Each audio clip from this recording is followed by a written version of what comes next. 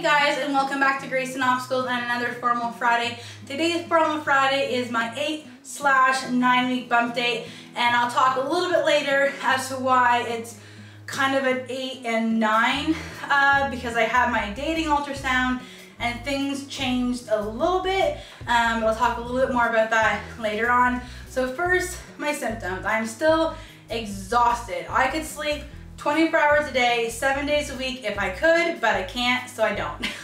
But I would love to. I am absolutely exhausted, except I'll go to bed at nighttime and I won't fall asleep until like 2 a.m. because I just lay there awake.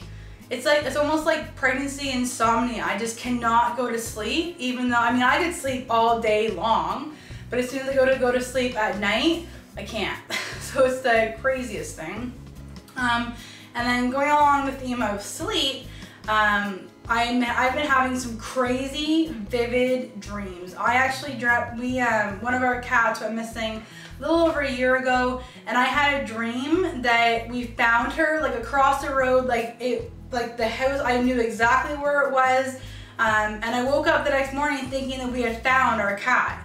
But it was just a very, very vivid dream. Like I wake up in the morning and I can tell you who was in it, where it was, I can tell you the houses. They're crazy. Thankfully I haven't had any like scary ones. I remember with Amelia I had quite a few early on that were about like miscarrying and stuff like that were really, really scary, but nothing like that yet. The nausea has come in times 100 from where it was 2 weeks ago. I feel like I am hungover 24 hours a day, 7 days a week, but with no partying the night before, no fun.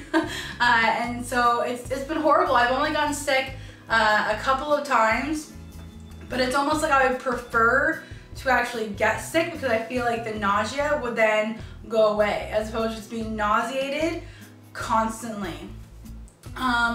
Other symptoms that I've been having, I wake up in the morning and it's like I have a really bad cold. Like my nose is stuffy, I can't like clear my throat. I'll go to blow my nose and I'm blowing out like blood, which I understand because it happened exactly with Amelia. I understand it's from like the swelling of like the nasal glands and the increase of blood flow and everything that's going on because of being pregnant. With Amelia, I had it from the day I got pregnant until the day I gave birth. The next morning I woke up after giving birth and it was gone.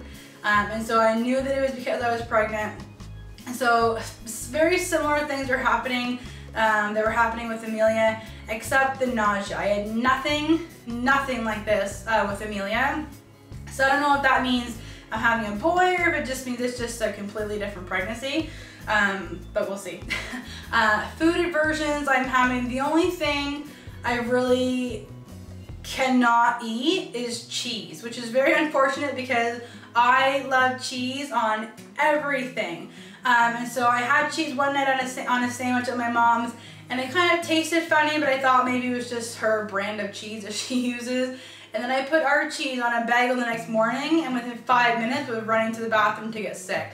So I've only ever gotten sick because of eating cheese. But so that's my only specific food aversion. But right now, I feel like I'm averse to all food. The thought of eating makes me want to like get sick. The thought of prepping dinner and like handling food makes me sick. I made burgers for my mom and cousin and Luke the other night, and after prepping everything, I couldn't eat it. It literally made me want to throw up. And so I've been trying to force myself to eat like little bits throughout the day, just so I'm eating something, but I'm even having a hard time forcing that into myself. And I'm not sure if that's why, but I've actually lost 12 pounds since becoming pregnant. Excuse me. And so I'm pretty sure that it has to do with because I'm not eating the amount of calories that I used to, and because I'm just not eating. And so that's been crazy.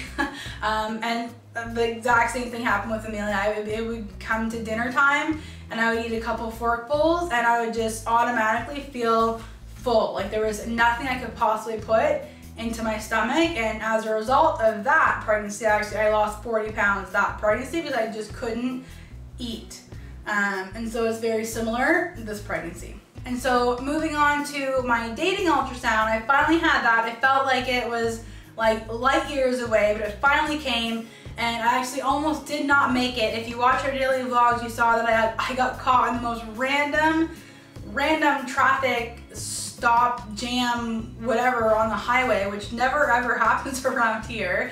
And I almost missed my ultrasound, but thankfully I made it just in time. It was like the heavens opened and traffic just cleared, and I went right through and made it on time. And so my mom met me there so she could watch Amelia, because I knew that they wouldn't let Amelia in with me.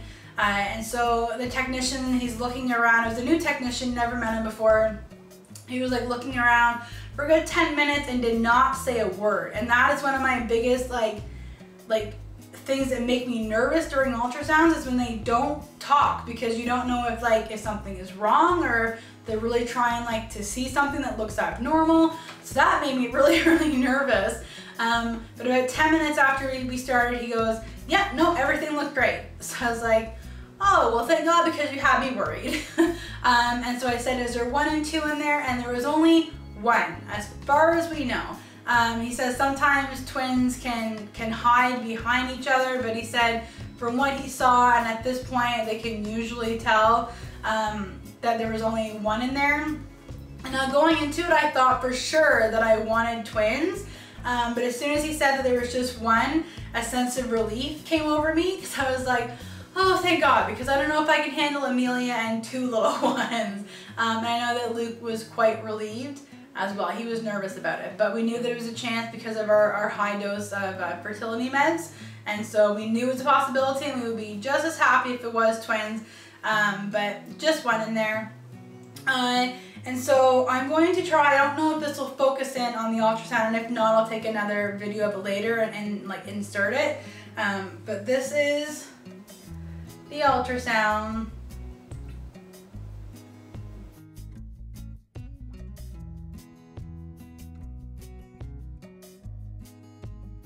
And so that probably didn't focus in. Like I said, I'll insert something else. But he said that the uterine wall, the thickness was great. He said that you could see like the umbilical sac and all the fluid, everything looked great. You can actually make out like the head, the body, and like a little like arm. It was like it was waving to us. And then he said that the placenta, you can kind of see it at this point. It's not very visible, but it looked like it was on the one side. And so no, he said that everything looks really great. The heartbeat was just fluttering super, super fast. So that was really, really great to see. And what else did I ask him? Oh, and then, so yeah, so I asked him about my date, because whenever I first went in there, he said when was like the first day of your last menstrual cycle, and I said April 30th, which that day would have put me at 9 weeks and 5 days, but based on my ovulation date, I would have only been about 8 weeks. And so I totally confused the guy. But at the end, I was like, so what's like the sizing say? And so that day, so that was on Tuesday, it would have put me at 9 weeks, so kind of right in between those 2 different dates, which is kind of confusing to me, considering I with 99% accuracy know exactly whenever I ovulated. So that's why this is kind of 8/9 week bump date, because I really don't know exactly where I am. I'm kind of going based off of my actual ovulation date. And so I'm gonna, I think, keep it at like an 8 week and kind of go up from there. Things may change when it gets to my next ultrasound and things are a little bit more accurate, because at this point, things could be 4 to 5 days off. And so after I talk to my midwife next, we go over like ultrasound results, and I'll get a better idea as to where I actually am. And then I'll update you guys on that. But I'm gonna kind of stick with my original timing. So I'm due sometime between February 9th and February 16th. So sometime right in there. But I'm just gonna go ahead and say that I'm due in February, and that's it, February. And so baby is the size of a grape, at this point a red grape, which is about that big, but it's growing fast every single day. When I did my first ultrasound with Amelia, I think I was 5 weeks, 6 days, and she was just like a little grain of rice in there, like you couldn't really see much. But to actually see this ultrasound and see what looks like a baby has made it all the more real. I really didn't feel pregnant before because you can't feel anything, you don't see anything, you're not showing. But actually seeing a heartbeat, seeing a baby, knowing that there's something growing inside of you, it's amazing, and it's made it feel all the more real. So anyways, that is my bump date this week. I hope you guys enjoyed it. If you have any questions about anything, post a question or comment down below and I will be sure to answer it. So yeah, I will see you guys next time. If you like the video, give it a thumbs up. Check out our daily vlogs. I vlog daily with my husband and daughter Amelia every day, and do Formal Friday videos like this every Friday. So hit that red subscribe button if you haven't already, and leave a nice and friendly comment below, and we'll see you guys next time. Bye.